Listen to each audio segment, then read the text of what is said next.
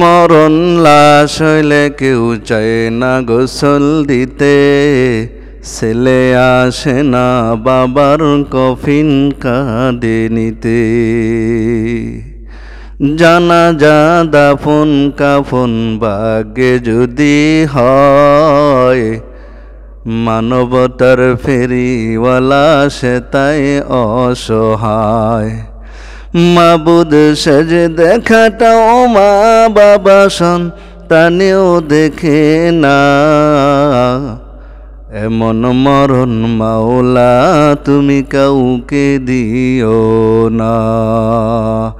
এরে আল্লাহর গোলাম, মৌত কখন আসবে তোর আমার তো জানা নাই, তাহলে তুমি দুনিয়ার মধ্যে বাহাদুরি আর অহংকার করে কি লাভ?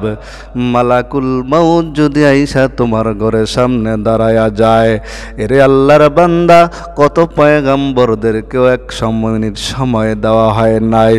আল্লাহর বান্দা, তোকে আমাকে তো সময় দেওয়ার কোনো প্রশ্নই আসে না, কিন্তু নির্দিষ্ট সময় যেদিন আইসা মালাকুল মৌত তোমার সামনে দাঁড়াইবে রে গোলাম, আমার আল্লাহ কয় বান্দা তুই তারপরও এখন তোর কি হুশ আসবে না? এমন এক সময় আসবে বান্দা নেক আমল করতে চাইবি কিন্তু করার সুযোগ থাকবে না, বার্ধক্য চলে আসবে, হাঁটতে চলতে কষ্ট হয়ে যাইবে। এই যে আল্লাহ বলেন 12টা মাস আমি বৎসরের মধ্যে নির্ধারণ করে দিলাম, তার মধ্যে আল্লাহর কাছে 4টা মাস বেশি বড় দামি, শাওয়াল, জিলকাদ, জিলহজ, জিলকাদা, জিলহজ্জা, আরেকটা কি শাওয়াল, জিলকাদা, জিলহজ্জা, মুহররম, 3টা এক সিরিয়ালে, আরেকটা হইছে রজব। এই রজব মাস আল্লাহর কাছে বড় দাম, আল্লাহর কাছে বড় দাম, আল্লাহর কাছে বড় প্রিয়। আল্লাহ বলেন এই মুহররম মাসের রোজা রমজানের পরে তোমার বান্দার উপর, নবীদের উপর কি ওয়াজিব ছিল, এবং রমজানের পরে যখন রোজা ফরজ হয়ে গেল, আল্লাহ পাক রব্বুল আলামিন এই রোজাকে নফল করে দিয়েছেন। এই জন্য নবী আমার বলেন রমজানের রোজার পরে আমি আল্লাহর কাছে বেশি গুরুত্ব রাখে। এইটা হইল মুহররমের 10 তারিখের রোজা, রাখবো তো ইনশাআল্লাহ। নবী আমার মদিনার মধ্যে যায়, যে দেখে ইহুদিরা রোজা রাখে, ইহুদিদেরকে প্রশ্ন করলেন, ও আমার ভাই তোমরা কেন রোজা রাখো? কয় আমাদের নবী মুসা পয়গম্বর এই দিন তো ওই জালেমের জুলুম ফিরআউনের কবল থেকে মুক্তি পেয়েছে, শুকরিয়া আদায় করি রবের রোজার মাধ্যমে। মুসা পয়গম্বরের আল্লাহ তাআলা উম্মতরা শুকর আদায় করে। নবী আমার উম্মতদেরকে বলেন আমরাও তো মুসা পয়গম্বরের ভাই, আমরাও তো হকদার, আমরাও একটা রোজা রাখবো। সাহাবায়ে কেরামের প্রশ্ন, ও নবী আপনি তো বলেছেন ইহুদি নাসারার মুখালেফ করা, অকালাতিল ইয়াহুদু লাইসাতিন নাসারা আলা শাই, মুখালেফাতুল ইয়াহুদি ওয়ান নাসারা, যদি ইহুদি নাসারার মুখালেফ করতে চাও 10 তারিখ মাঝখানে রাইখা 9, 10 অথবা 10, 11 2টা রোজা রাখবো ইনশাআল্লাহ।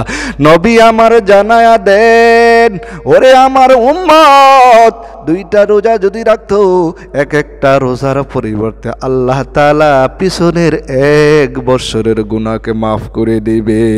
মাগফিরাত রদ ও বিদাজ লুতফাতো যাকে খুদ ফর মুদায়লা তকনা তো বহরে আলতা ফেতু বে পায়া বুয়াদ না উমিদাজ রহমতাত শয়তাবুয়াদ। এরে আল্লাহর বান্দা, হাঁটতে চলতে আল্লাহ তাআলার কাছে মাপ চাও। এই যে মুহররম মাস বেশি বেশি করে আল্লাহর কাছে ইস্তেগফার করো, আয় আল্লাহ জীবনে চলার পথে কত গুনাহ করেছি, আমার রব তোমাকে কত বড় আসমান বানাইয়া তোমাকে জমিনের মধ্যে ছেড়ে দিয়েছে। 24 ঘন্টা মালিকের সমস্ত নেয়ামত ভোগ করো, তারপরে মালিকের নাফরমানি করো। জুমার নামাজে মুহররম মাসের আজকে দ্বিতীয় জুমা, এই জুমার মধ্যে প্রথম জুমায় ওয়াদা করছি, আয় আল্লাহ জানি না পিছনে কিরকম গেছে, 1447 হিজরি বৎসরের প্রথম দিনের প্রথম জুমায় ওয়াদা করেছি, আল্লাহ এই নতুন বছরকে স্বাগতম জানাই নামাজের মাধ্যমে, রোজার মাধ্যমে। আল্লাহ পাক যতদিন আমাদেরকে বাঁচায় রাখে গুনার কাজ আর করব না। যদি বান্দা এরকম তওবা করতে পারো, আল্লাহ বলেন বান্দা তওবার দরজা তোর জন্য খোলা। তুই যদি তওবার দরজা নিয়ে আমি মালিকের কাছে আসো, তোর হাতটা যদি কদমটা যদি 1 বিঘাত হয় আমার রহমত 1 হাত হয়, আর তোর কদমটা যদি হাইটে আসে আমার রহমতটা দৌড়ে আসে। এরে বান্দা দেখো না কত মানুষ কত বিপদে পড়ে, কত মানুষ দুনিয়ার থেকে অ্যাক্সিডেন্ট করে চোখের সামনে চলে যায়, কাউকে আল্লাহ বাঁচায় কাউকে আল্লাহ মারে। এই জন্য হায়াতের জিন্দিগির বড় দাম। কারা কারা তৈর আছে নেক আমল করার জন্য? নেক আমল নিয়ে যদি আল্লাহর কাছে দাঁড়াও, আমার আল্লাহ তোমাকে অবশ্যই অবশ্যই জান্নাতের মাকাম দিবে। নেক আমল ছাড়া তো জান্নাতে যাওয়া যাবে না।